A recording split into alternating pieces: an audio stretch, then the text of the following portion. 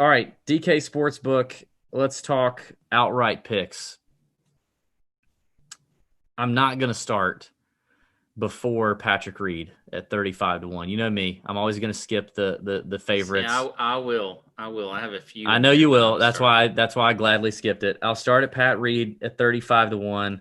I love me some Abraham Answer at 45-1 on DK Sportsbook. Also like your Matt Wolf call as an outright bet at 90-1, riding high, a lot of confidence, a lot of form, made a lot of birdies coming in over the weekend at the 3M. So I like that. Um, Corey Connors at 125-1 is hard for me to pass up on considering his iron play. And this is a golf course that really rewards iron play. 125-1 is a big number. Okay, now here's some monster numbers. But I mean, in a field of 78 players where really you could eliminate it down to like 65, you could pretty much take it down to like 65 that really could win. I mean, it's volatile, but with 65 of those players, Phil Mickelson's 150-1. And we've seen him have some pretty good Wow, I did rounds. not expect that coming. We've seen him But have some pretty good rounds since the restart, have we not? I mean, I think no, Phil's had, I think he he's was had a almost a few. first round leader a couple weeks Yeah. ago, if I'm not mistaken. Yeah, I just 150-1 for an experienced guy like Phil who could, if he just gets hot for a week, I mean, that's a big number. Um, you mentioned Matt Wallace. I looked at him at 150-1. Ryan Palmer stands out to me at 175-1, who almost sealed the deal just a couple weeks ago in a full field event. So those are some outrights that have kind of caught my eye so far. What about you? Well, I'll start with the shorter odds because you don't want to do that. Yeah. But I'll start with Xander at 20-1. I think that's a really good number for If him. I were gonna go short, I like that. I like Matthew Fitzpatrick at 28-1 and Hovland at 31-1. I think those are good numbers for those three guys that are, have been playing really well, especially Hovland. I think that 31-1, by the way, is just a weird number. Just like make That it is a weird number. 32 or I 30. I like don't the know. Hovland number too. Um, from the long standpoint, or middle, I guess. I feel like because I just don't want to play him in DFS. That this is sort of like the FOMO, the fear of missing out. That I need to play Paul Casey at 70-1. Like I just like there's this need to do Paul Casey at seventy I to don't one. think a win is coming for Paul this week. I know, but it could happen, and then everybody Yeah, you're gonna hate yourself.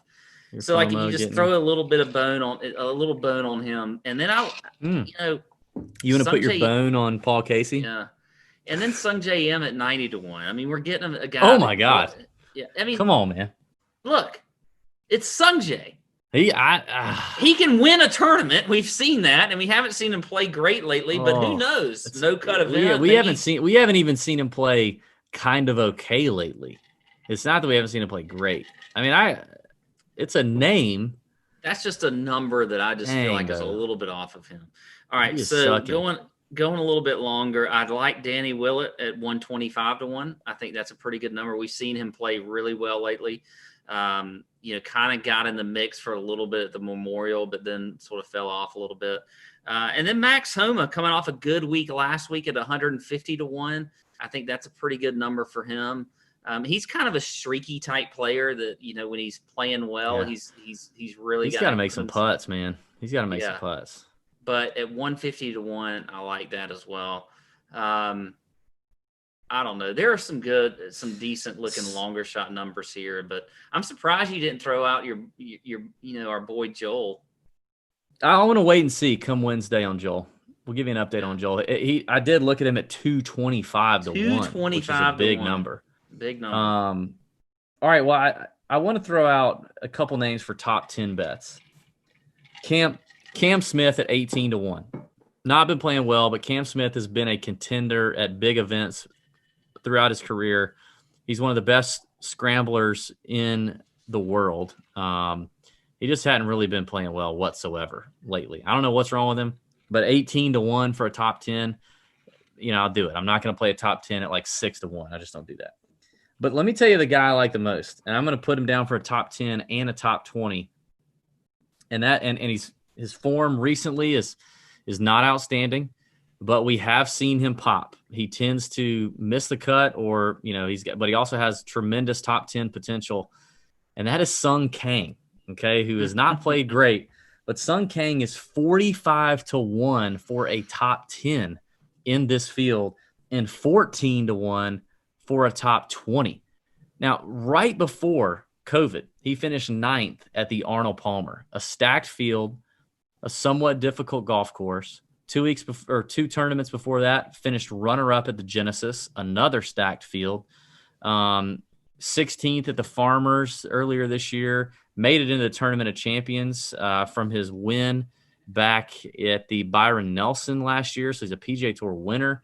I mean, the guy can jump up. I mean, finished 7th at the PGA last year. The guy can hop up and finish top 10. Like, he has that potential. I would rather put my money on him than a Lucas Herbert or a Victor Perez, who's a great European Tour player. But I mean, 45-1 for a top 10 and 14 for a top 20, I like.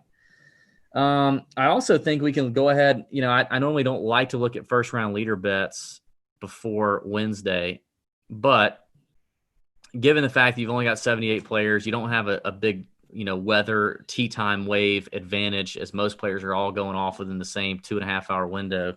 I do think looking at some first round leader bets are interesting. And again, 78-man field, you talk about, I mean, literally anyone could get hot for one round. And guys like Cam Champ, 2-time PGA Tour winner, big-time scorer at 100-1. Keegan Bradley. We know Keegan's a first-round guy, right? Like, I mean, if anybody can go low in the first round, it's Keegan Bradley. And then he'll F it up for the remaining 3, but he can go low. He's also 100-1. 2 guys who have been playing lately, Bernd Wiesberger, Brendan Todd, 90-1 at first round leader numbers. I mean, Bernd actually had a pretty decent weekend, and just kind of didn't have the best Sunday. But 90-1 for him, 90-1 for Brendan Todd, who's been playing okay lately. And those guys are accurate players. I like the 90-1 Mackenzie Hughes, who we've seen play really good, have some really good early rounds. So Mackenzie's, a guy that is I think wins on, or we've seen him win at like Sea Island, at the RSM, courses with a lot of water and things like that, where there's a lot of trouble off the tee and all that. I think Mackenzie Hughes is a decent play at first round leader at 90-1. So, the other thing, I mean, we talked about this. I talked about this last week, and I say it all the time. Like, for first round leader bets, I hate betting super short guys, because you're very likely to split it. When you have 2 guys tie or 3 guys tie, or maybe even 4 guys tie for the lead. But I'll tell you what else. Like, that group on DraftKings Sportsbook right now, the group at 80-1 is ridiculously good. Eric Van Rooyen, Matt Wallace, Ryan Palmer, Phil, Kiz, Homa, Damon, Byung-Hun An. Like, those are all names that we have seen at the very top of leaderboards recently, long term. Like, all of those guys can pop. You could have a handful of those bets at 80-1, and even if I mean, I wouldn't be surprised if a couple of these guys are tied, and I don't know, like, those are big numbers for a 78-man field. I love some of the first round leader numbers. I might be a little heavy on my first round leader card this week, and like you said, I would prefer take some bankroll away from DFS and lean a little more into first round leader bets. I'm going to dump some on some Sung Kang, finishing T10 or T20, and then the sportsbook outrights. And the Barracuda. I got some Barracuda plays. You're going to have to go through those, because I don't have the Barracuda plays tonight. First of all, I've already made these bets. I'm not going to wait, because I think these numbers are going to get shorter. The Barracuda, the alternate field event, is at a brand new venue this year in California. So it's moved to California. It's a Stableford event. So it's going to reward for eagles, birdies. You're going to lose points for bogeys, doubles or worse, pars. You gain okay. but it rewards scoring. You got to score. It's almost like a DraftKings competition. I don't understand why DraftKings doesn't do something with the Barracuda, but it's very much like picking DraftKings players. You need guys who score, who are aggressive. Last year, Colin Morikawa won this event. It was his first win on the PGA Tour. So young guys can win anyway. Now, for this event, I definitely like some of the shorter names, the shorter odds names. I think there's some clear guys leading up to this event. But I mean, Brendan Steele at 25-1, a known scorer, has played this event before and done okay. Can definitely take advantage of par fives. He's a California guy, tends to play very, very well on the West Coast in the regular PGA Tour rotation. He's at 25-1. That is extremely short to me. Three guys who I talked about last week, and they all played very well. Sam Burns at 33-1, Taylor Gooch at 35-1, and Cam Davis at 45-1. All three played last week. All three played very well, made a ton of birdies. Gooch had a chance to win it if he wouldn't have crapped out over the freaking Sunday. Cam Davis stormed up the leaderboard over the weekend, ended up playing very well. All three of these guys hit it a long way. They're aggressive. They're young. They make a lot of birdies and eagles. Those are great numbers. Will Gordon, 55-1. He does not have full status on the PGA Tour. A win here would do a lot for him, a lot like it did for Colin Morikawa last year. He's a long hitter, very aggressive. That dude was out driving Matt Wolff in the exhibition on Wednesday of last week. Tremendous player, Will Gordon. A guy who hasn't played in the last couple weeks, but we saw flash a little form prior to, and that's Maverick McNeely at 70-1. Maverick can get hot. He's got a great putter, solid tee to green game. 70-1 is a big number for him. And then two more, Robbie Shelton, 100-1. Robbie's had three good events here lately, played really well on Sunday at just this past week at the 3M Open. You want to ride these guys while they're hot. You know what I mean? Like we got to – you want guys coming into form that are scoring, that are young, that are aggressive at this event.